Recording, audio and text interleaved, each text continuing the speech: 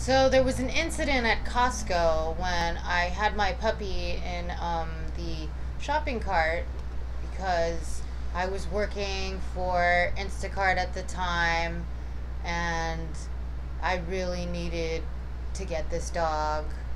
It was something that I needed for emotional support. It was a calling. It was willed to happen. And nobody really, my therapist was telling me that I could just bring it inside of Costco and I could just do my work and do my deliveries and everything. And so it began out of a necessity to have to bring my puppy with me on jobs because you can't possibly carry that big thing of eggs, 24 eggs, and 2 big gallons of orange juice and a puppy, an untrained puppy. So it's just, and then what else are you going to do? You can't leave it at the car. They don't have their shots. There's a whole,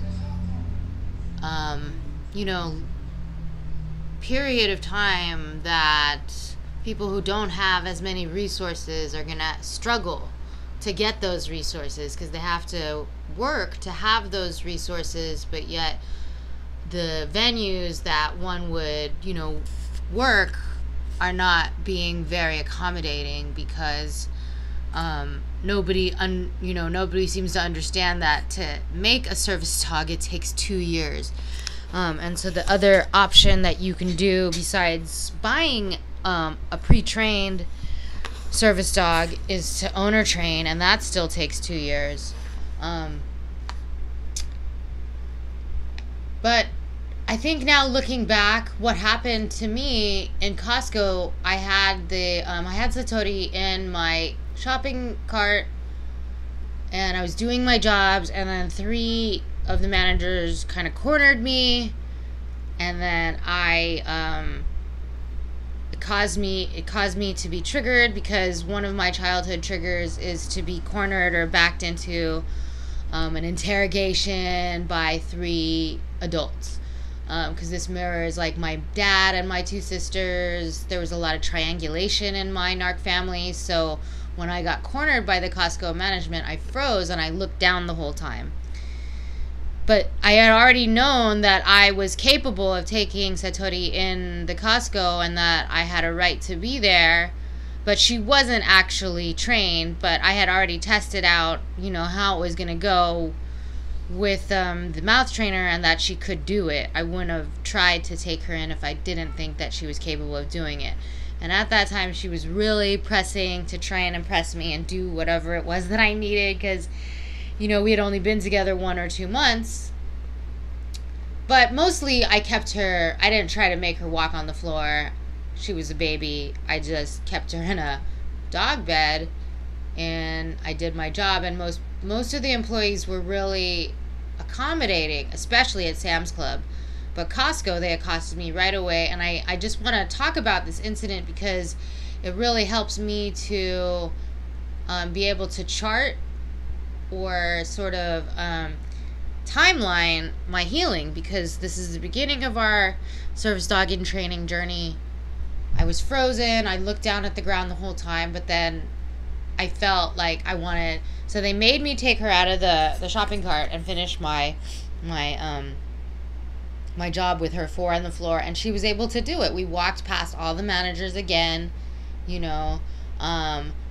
went to the bathroom. She was fine, and I just was like so kind of infuriated by the whole incident. I did actually complain because my cheeks were all red and I was triggered, and I just really felt like I was unfairly treated by them and that nobody really gives you a manual, like people don't people need to be also trained in their ADA requirements on the possible gray areas of disabled folks who are owner training or who are just mentally ill and, don't understand.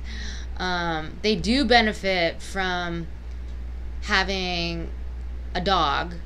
At least they can understand that it has to be a dog, right? And so once you have your local person on board with that and you trust them, like, that's what I was trying to do, really get local management to be familiar with me. Because after that incident, I was like, should I go and talk to the managers? I'm infuriated. What should I do? I know you guys have me all on camera. And, and then, of course, I just buried it. But I did talk to manager at the cashier, and she did help me bring my stuff to my car, because at that time it was just like overwhelming, Like, I have all of this heavy stuff. I have a puppy that is new to me. I have, major anxiety. And that, is enough to warrant me wanting to get a dog in the first place, and to try and just push past, all of everybody's judgments, and you have a fake service dog and you don't deserve to be here, and all of these things that I'm projecting. But I passed their judgment test, I felt. But from then on, I discontinued my membership at Costco, and I just went to Sam's Club from then on, because it was so much easier. It just reminds me of my family, right? Like, why do I want to hang out with people who don't like me? I'd much rather be with people who are overjoyed and happy to see me, which is, the staff and people at Sam's Club. They're super loving to Satori. They love her, and she loves them, and we've never had a problem there.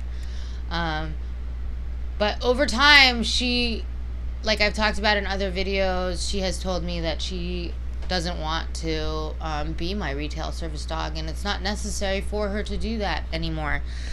But there's a learning curve, and I didn't know, and the way that they were, like, 3 managers being like, okay, you need to do this right now, and like, what if I was I am mentally ill, like, I don't know. It's just like, more training needs to go on with how, the other alternative to people bringing their emotional service dogs into the stores is to be hoarders and never leave the house. And there's just not a lot of support. People want, like, prostitutes are not in my backyard, kind of mentally ill people are not in my backyard and should be, in asylums over there.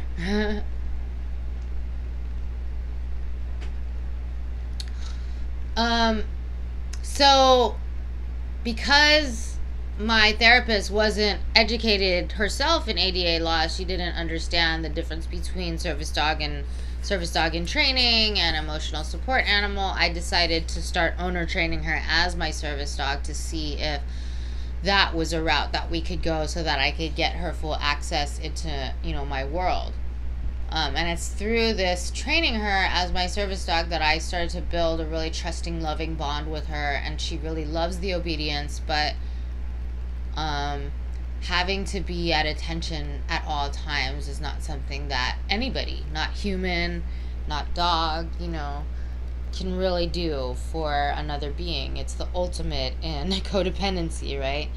So since my dog's service to me is relational healing around narcissism and codependency patterns from my family, I have the opportunity to play the narcissist or the codependent with my dog, right? Like, she either takes the lead and tells me, which way direction to go. She's pulling on the leash. She's punching me in the face in the stores. She's being a rebel girl, which she ended up, after a couple months, becoming a really rebellious girl, to let me know that she did not want to come to stores anymore. She was like jumping up from the ground to my face, and it was just a shit show. So I had to do something. And that whole thing was very much testing the other trigger around, like, not embarrassing me. Japanese parents are very much conscious of what other people think. They're constantly, like, that whole society is codependent. So everything about what other people think about you is 100%. Your reputation is on the line. Your social capital. So having a tantrum in a store is, like, very embarrassing, and I got through it. So that was part of our relational healing, I think. Like, all of these different things that people say, oh, that's not a real, child. But the dog child project is basically what I'm doing, you know, like hanging out with my dog, training my dog as if she's a toddler, because she is a toddler, you know, has the same brain capacity as a toddler. I didn't or won't get to have children in this lifetime, so how am I going to access this relational healing? Um, and I'm basically, you know, taking on an autonomous service healing project. You know, I need to have this dog be around me as much as possible so that, you know, through exposure therapy, we can like work these kinks out, you know? Like, it's like having a child, not like having a pet that you leave at home while you go to your day job. My day job is healing and therapy with my dog. That is the business. That is everything, you know? And I think that once I get, you know, the kinks worked out of my own program and I go through it, then I can start offering it as a coach to other people. Kids ostracizing me or not liking me had been a childhood trauma trigger for reasons out of my control. My sisters that I grew up with, they didn't like me. When I transferred in the 6th grade, I had a lot of trouble making friends in that new school, and that kind of like being, you know, not liked by other kids is a childhood trigger. And this happened when I was substitute teaching in one of the schools here in Hawaii, where the 2 regular teachers were telling me to just sit in the back, and the kids also were not taking to me for more than the first day, a day and a half. Like, no matter what jokes I told, or even that I brought my dog, it was a little weird, you know. And I ended up bringing my dog because I was having, you know, a lot of kind of anxiety around being ostracized by these kids. But the next day, after I brought my dog, one day my dog basically told me that I had to, you know, woman up and alpha up, be the leader, and go by myself because she didn't want to be my service dog all day. It's really stressful for her to not get to be a puppy and, like, you know, talk to all kids and jump up and down, you know, like, she doesn't have to be in school, but these kids do have to be in school. And it's really hard for, you know, a dog her age, she's also an adolescent, to be asked to be at attention all day. She has a ton of energy, you know. So through that, I called in my inner Brene Brown archetype, and I was able to talk to these other 2 teachers and the 1 assistant teacher and tell them how I was feeling about being relegated to silence in the corner. And, you know, that's my adult self advocating for myself, right? And then that worked out really well. The next days, the 2 lead teachers gave me separate students to pair up with to teach, gave me a job to do. And then I started to, over the 5-day course, 5 days is excruciatingly long to be ostracized, right? Especially if you have this specific childhood trauma. And I feel like I overcame it because my dog told me, nope, you're not going to be able to use me as your security blanket. You have to do this on your own. So I had to, again, be in the corner by myself. And then that prompted me to lean into my adult self, be conscious of my adult self, and not, you know, like when you're kidnapped into your childhood self, you can't even tell that you're there. You know, you don't know how old you are. You're just triggered, right? So that is another example. When I was substitute teaching, my dog told me, no, I am not going to go to school today. So I had to be the adult.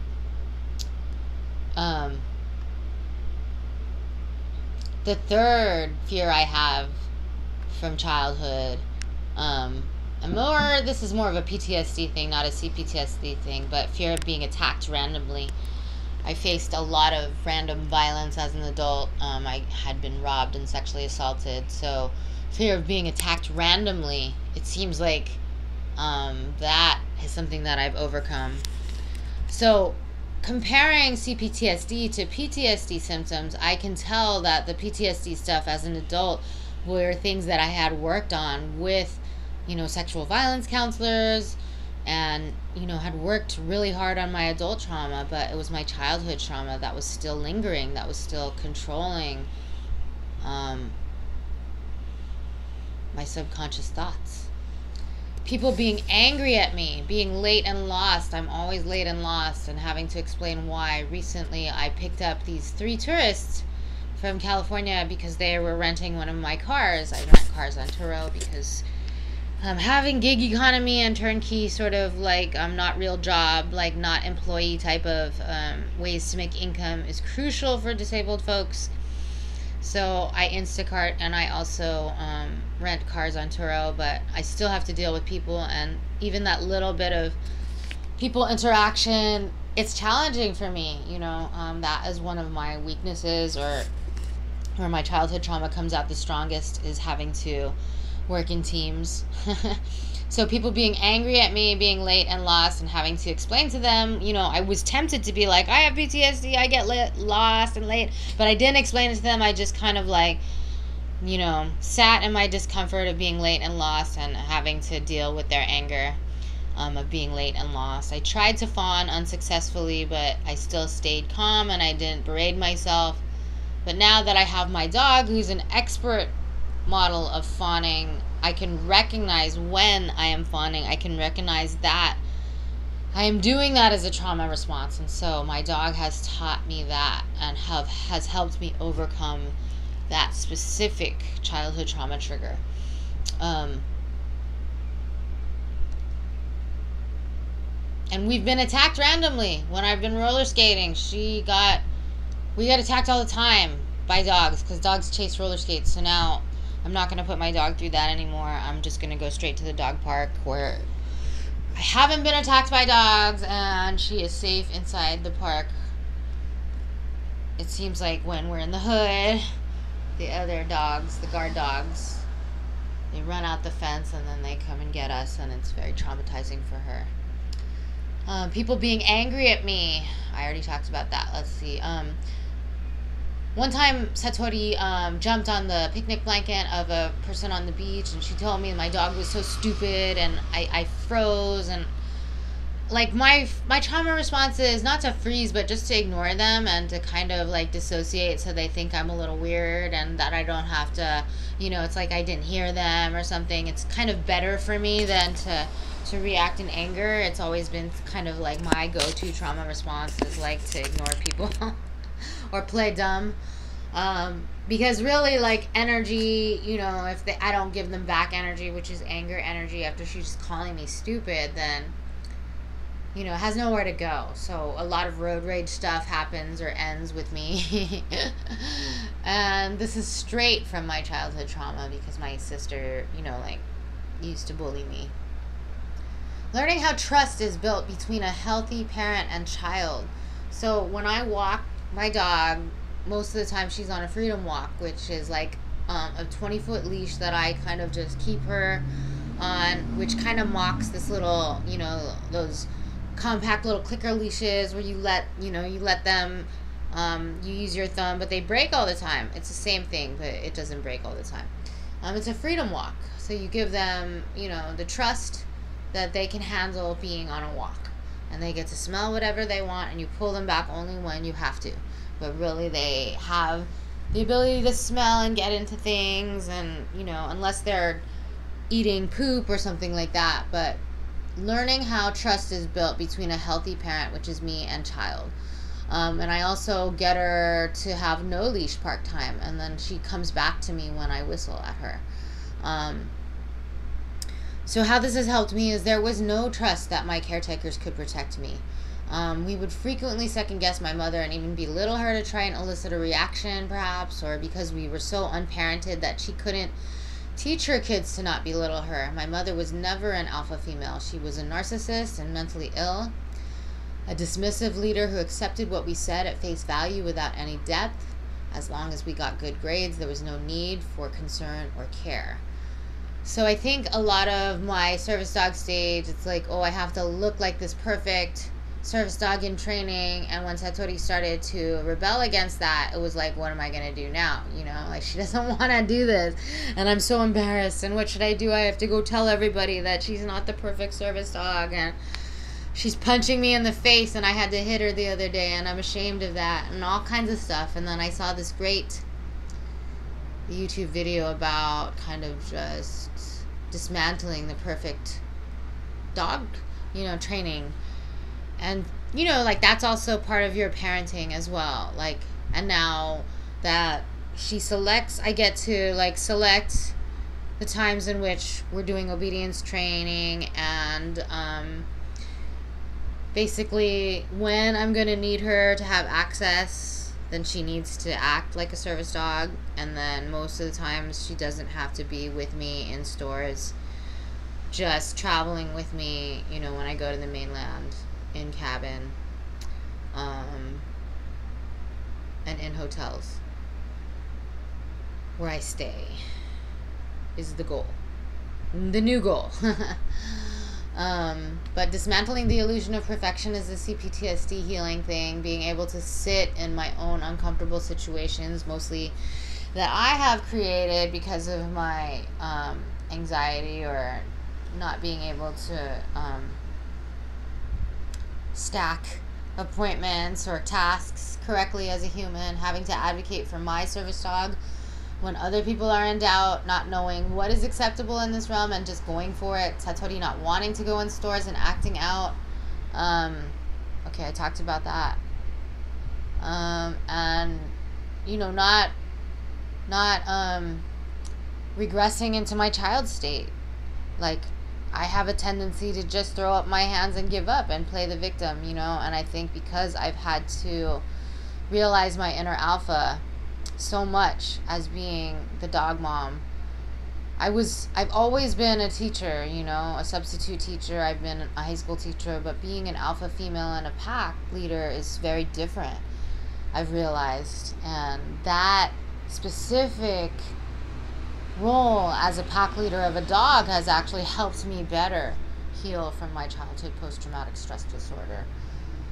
And I look at the Costco incident, and then I look at how I am teaching now, and how, like, the other day I had to talk to a really difficult parent of a kindergartner who was being too violent, and then that didn't go well. The parent was just, like, you know, very angry that I even singled her child out, and she was in my face. But I knew that I was right, and I was standing my ground, and that would have never happened before my dog. I didn't have the confidence. My dog, you know, like, all of this stuff, like having to figure out how to tell them, oh, it's easier for me to put the dog in the shopping cart, you know, like, it's easier for me to just try and ask for a little bit of flexibility. And I don't know. But from then on, when I did go to Costco, she was qualified and able to be 4 on the floor. She can do it. It's just hard for her to do it. And when I had done more, you know, modules on other people's train your own service dogs, it's like those people just don't go out as much, you know, to public, so they don't need as much public access as I do. Or they do what I do. It's like selective, you know, selective tasking. They don't take the dog everywhere, because it is really hard on them. Their brains, you know, it's kind of like being in school all day is hard on a kindergartner. They are just toddler brains. And so just being empathetic, not being a narcissist, not being a narc mom, you know, not making them do something that I want them to do, and, oh, you're embarrassing me, and my reputation is on the line, and having to heal from all of that, you know, that perfection is an illusion, remember? And we're all disabled in some way. We're all traumatized, right? You know, I think almost everybody should have CPTSD if they if they thought about it. So many people think that child abuse is acceptable, you know, oh, you know, but they don't call it abuse. They don't call it that.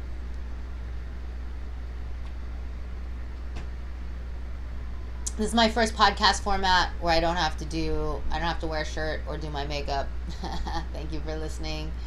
Subscribe and